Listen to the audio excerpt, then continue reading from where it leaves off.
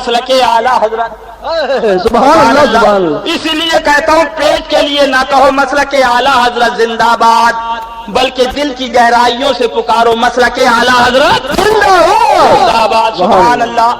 آ گئی ہے بات کی رضا کی. آؤ مسلک اعلیٰ حضرت دیکھو. علماء کرام سے بھی عرض کرنا، آؤ ذرا اعلیٰ حضرت کی ذات پاک دیکھو. اعلیٰ حضرت سرکار کی طبیعت زیادہ ناساز ہے. اللہ اللہ. حضرت مولانا ہدایت رسول صاحب علیہ رحمہ سے عرض کیا گیا کہ حضرت مولانا عبدالمجید خان صاحب جو لکھنؤ کے طبیب ہیں ان سے آپ کی دوستی ہے، آپ بلا لائیں حضرت کو دکھا دیں، اس لیے کہ طبیعت زیادہ ناساز ہے، ہو سکتا ہے ان کی دوا کارگر ہو جائے. حضرت مولانا ہدایت رسول صاحب اس بات کو سن کر اعلیٰ حضرت کی خدمت میں حاضر ہوئے. عرض کیا حضور اجازت ہو تو حکیم عبدالمجید خان صاحب کو میں لے آؤں. بڑا طبیب، اس زمانے میں غالباً 1000 روپے فیس تھی. کتنی؟ 1000. وائے سرائے کی بھی طبیعت خراب ہوتی تھی تو وہیں آتا تھا، وہ کہیں جاتے نہیں تھے. حضرت مولانا ہدایت رسول صاحب رحمت اللہ تعالی علیہ بریلی شریف سے لکھنؤ پہنچے. حکیم عبدالمجید خان صاحب رحمت اللہ تعالی علیہ کے بارگاہ میں پہنچے. بڑی دوستانہ تھا. کیسے آئے؟ کہا پہلے ناشتہ کراؤ. ناشتہ کرایا، چائے پلائی. پوچھا کیسے آنا ہوا حکیم عبدالمجید خان صاحب نے؟ تو انہوں نے فرمایا کہ میرے حضرت علیل ہیں، لہذا آپ کو چلنا ہے بریلی شریف. اللہ اللہ. حکیم عبدالمجید خان صاحب نے کہا کہ دیکھ رہے ہو کتنے مریض کھڑے، میں ایسے کیسے جا سکتا ہوں؟ یہ پوزیشن ہے، یہ بھیڑ ہے، مخلوق خدا پریشان ہوگی. حضرت مولانا ہدایت رسول صاحب نے فرمایا میرے پیر و مرشد کی بات ہے، میرے آقائے نعمت کی بات ہے. یہ اچھے ہوں گے تو تنہا اچھے ہوں گے، وہ اچھے ہوں گے تو لاکھوں کو اچھا کر دیں گے. سبحان اللہ. علاج کریں. حضرت مولانا عبدالمجید خان صاحب نے انکار کیا کہ میں نہیں جا سکتا ہوں. تو حضرت مولانا ہدایت رسول صاحب علیہ رحمان نے بانداز ناز فرمایا اگر تم گئے نہیں تو آج سے ہماری تمہاری دوستی ختم، ہماری تمہاری دوستی ختم. اب جب یہ کہا تو مجبور ہو گئے، ٹھیک ہے دوسرے دن چلیں گے. دوسرے دن انتظام ہوا. حضرت مولانا عبدالمجید خان صاحب رحمت اللہ تعالی علیہ بریلی شریف حاضر ہوئے. حضرت مولانا ہدایت رسول خان صاحب قبلہ کے ہمراہ اور اس کے بعد اعلیٰ حضرت کے کاشانے میں پہنچے. اللہ اللہ. اعلیٰ حضرت کے سامنے سلام عرض کیا اور عرض کیا حضور ہاتھ دیجئے تاکہ نبض دیکھیں. ہاتھ دیجئے نبض دیکھیں. اتنا جملہ کہو. او اعلیٰ حضرت کے دیوانوں سنو، اے اعلیٰ حضرت کے پروانوں سنو، بستر علالت پر وہ مرد مجاہد تشریف فرما ہے. فرمایا حکیم صاحب آپ یہ بتائیے اشرف علی تھانوی کو آپ کیا کہتے ہیں، رشید احمد گنگوہی کو آپ کیا کہتے ہیں، خلیل احمد امبیٹی کو آپ کیا کہتے ہیں؟ اس لیے کہ یہ ہاتھ اس روز سے لے کر آج تک کسی بد مذہب کے ہاتھ میں نہیں گیا ہے.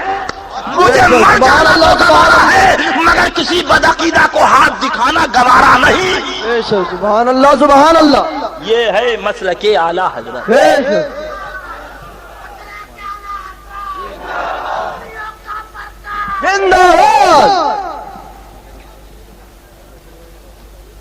اللہ اللہ. اب ذرا غور کیجئے. اعلیٰ حضرت سرکار سے عرض کیا حضور مجھے کچھ نہیں معلوم. فرمائے سام الحرمین شریف انہیں دے دو. حاجی کفایت اللہ صاحب قبلہ رضی اللہ تعالیٰ عنہ نے دی کتاب. فرمائے اس کا مطالعہ کرو، فیصلہ آ کے بتاؤ، پھر فقیر آپ کو دکھائے گا. اب وہ تشریف لے گئے، کتاب کو پڑھا، صبح کو حاضر ہوئے اور حاضر ہونے کے بعد اعلیٰ حضرت سرکار رضی اللہ تعالیٰ عنہ سے عرض کیا حضور آپ نے اپنے علاج کے لیے نہیں بلایا تھا بلکہ میرے علاج کے لیے آپ نے بلایا. سبحان اللہ سبحان. یہ تو ایسے کافر ہیں جو انہیں کافر نہ کہے وہ بھی کافر. اتنا سننا تھا. اعلیٰ حضرت سرکار نے فرمایا لیجئے حکیم صاحب اب نبض دیکھیے. حکیم صاحب نے نبض دیکھی اور دیکھنے کے بعد نسخہ لکھنا شروع کیا.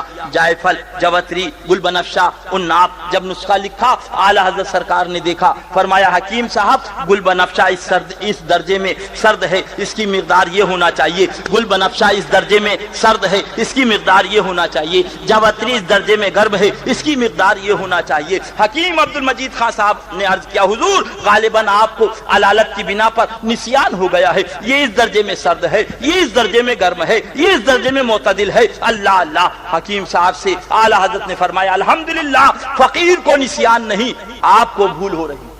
اللہ سبحان اللہ۔ اٹھاؤ حاجی کفایت اللہ صاحب کتاب نکالو، فوراً طب اکبری نکالی، نکالنے کے بعد ارشاد فرمایا اسی بستر حالت پر فلاں صفحہ کھولو، صفحہ کھولا، فرمایا ذرا ان کو ادویات کے کہنا چاہیے بتائیے پوزیشن۔ اب وہ حکیم صاحب پڑھنے لگے، نسخہ اپنا کاٹنے لگے، پڑھنے لگے، نسخہ کاٹنے لگے، پورا نسخہ کٹ گیا، سبحان اللہ سبحان اللہ۔ پورا نسخہ کٹ گیا۔